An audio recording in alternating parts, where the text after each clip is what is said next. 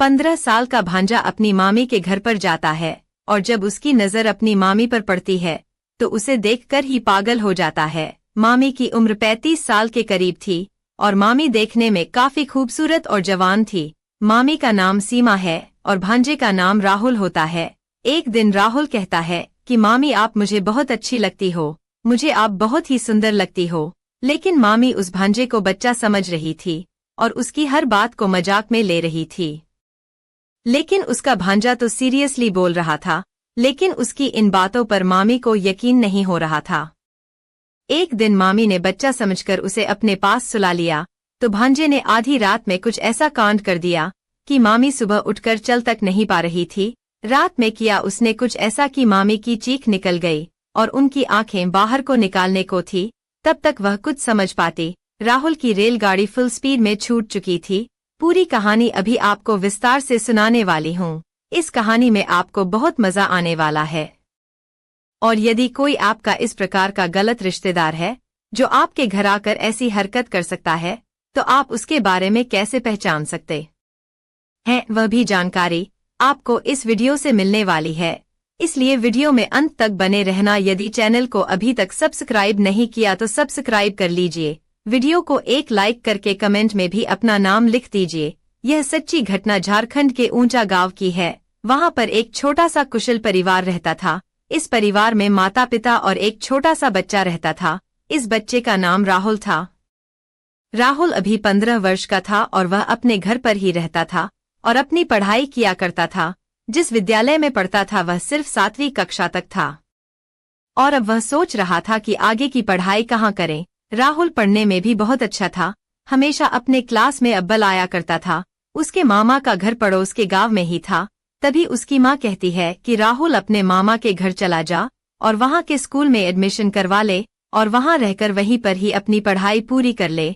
वहाँ से स्कूल नजदीक ही है और पैदल भी तू जा सकता है। उसके बाद राहुल की माँ उसे उसके मामा के घर छोड़ आती है और अपनी भाभी से कहती है कि भाभी, मेरे बेटे राहुल का अच्छे से ख्याल रखना और इसकी देखभाल अच्छे से करना और खाना पीना आदि भी टाइम से देती रहना। दिन में यह स्कूल चला जाया करेगा और छुट्टी होने पर ही घर पर आया करेगा। पढ़ने में काफी तेज है तो मैंने सोचा कि इसको आपके यहाँ छोड़ दूं और यह पढ़ लिख कर कुछ बनना भी चाहता है। इतना कहकर उसकी माँ वहां से चली जाती है। और यह जो राहुल था यह बड़ा ही मजाकिया किस्म का लड़का था। यह अपनी बातों से लोगों को थोड़ा बहुत हंसा दिया करता था। फिर यह अपनी मामी से बोला, मामी मैं आपके पास आ गया हूँ और आप मुझे बहुत अच्छी लगती हो और आप मुझे बहुत ज्यादा ही खूबसूरत लगती हो। लेकिन मामी उसकी बातों को मजाक में लेने लगती है। अब राहुल वहां पर रहने लगता है। राहुल के जो माँ थे उनका नाम राजेश था। राजेश अपने घर से शहर जाकर मेहनत मजदूरी का काम किया करता था। वह ईंट के भट्टे पर दिहाड़ी मजदूरी का काम किया करता था और राहुल की मामी सीमा वह घर पर ही रहा करती थी। राहुल की मामी सीमा देखने में बहुत ही खूबसूरत थी और उनका कोई बच्चा भी नहीं था। एक दिन राहुल बैठा हुआ पढ़ाई कर रहा था। तभी एकदम से उसके मन में मामी के लिए कुछ आ जाता है और फिर अपनी मामी को अपने पास बुला लेता है। और उसकी मामी जब उसके पास आ जाती है तो वह अपनी मामी से कहता है कि मामी, आपको आज तक बच्चा क्यों नहीं हुआ? और वह बोला, मेरा कोई भाई या बहन अब तक क्यों नहीं आया? आप ऐसा क्या करती हैं मामा के साथ जो आपके बच्चे नहीं है? फिर उसने कहा, मामी मैं आपको बच्चा दे दूंगा। उसकी बात सुनकर उसकी मामी हंसने लगती है और वहां से चली जाती है। अब मामी का काम था रोजाना उसका टिफिन बनाना और उसको स्कूल तक छोड़ कर आना।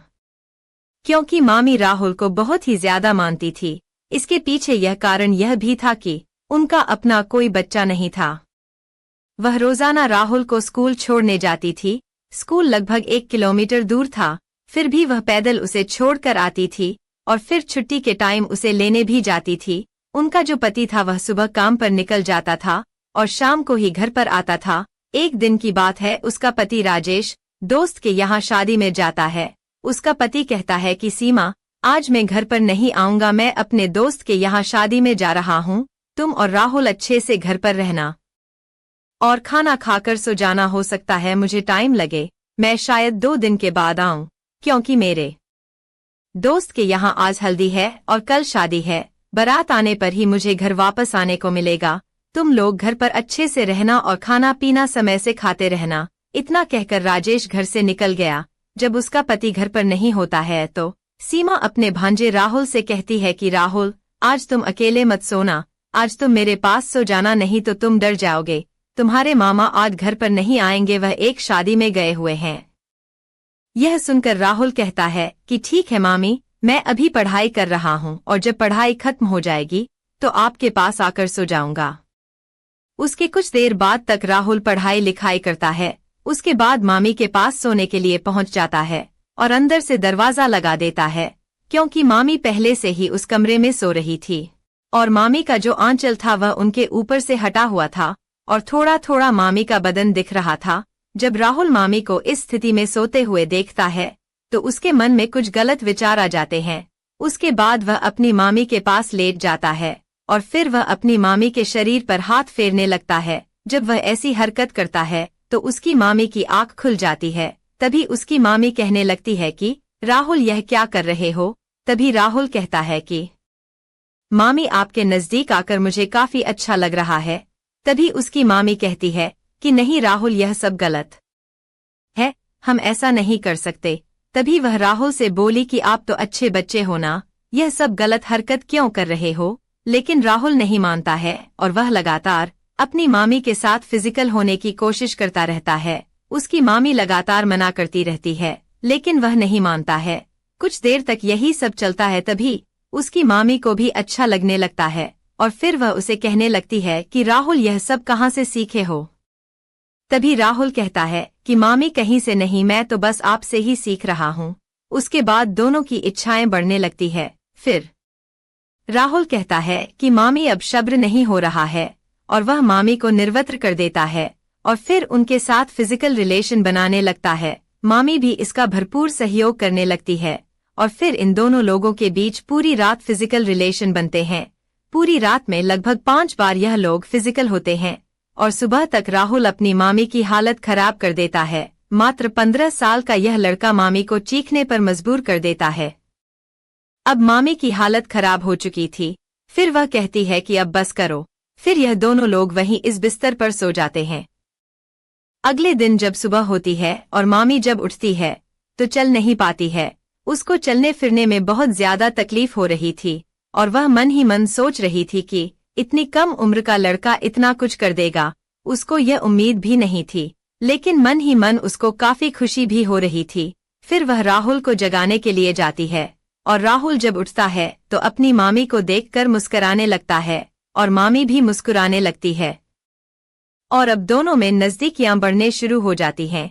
अब दूसरे दिन भी उसका मामा घर नहीं आता है और आज राहुल स्कूल पढ़ाई करने नहीं जाता है। वह अपनी मामी से कहता है कि मामी, आज मेरा स्कूल जाने का मन नहीं है। तभी उसकी मामी कहती है ठीक है मत जाओ, लेकिन मैं जानती हूँ कि तुम्हारा मन क्यों नहीं कर रहा है स्कूल जाने का। फिर वह कहता है कि नहीं मामी, आज मैं घर पर बैठकर ही पढ़ाई करूंगा। चाय नाश्ता करने के बाद वह अपने कमरे में जाता है और मामी से कहता है कि मामी, मैं पढ़ाई करने जा रहा हूँ, अगर आप मुझसे मिलना चाहो तो मेरे पास आ जाना। कुछ देर राहुल पढ़ाई करता रहता है और फिर उसकी मामी सीमा उसके पास पहुंच जाती है। रूम में जाने के बाद दोनों लोग लेट जाते हैं और एक दूसरे के साथ रोमांटिक मूड में बातें करने लगते हैं। उसके बाद दोनों लोग फिर निर्वस्त्र हो जाते हैं और वहीं इस कमरे में फिजिकल होने लगते हैं। राहुल की उम्र काफी कम थी और जब वह अपनी उम्र से बड़ी मामी के साथ फिजिकल रिलेशन बना रहा था तो उसको वह चरम सुख की प्राप्ति हो रही थी जो उसने पहले कभी अनुभव भी नहीं किया था।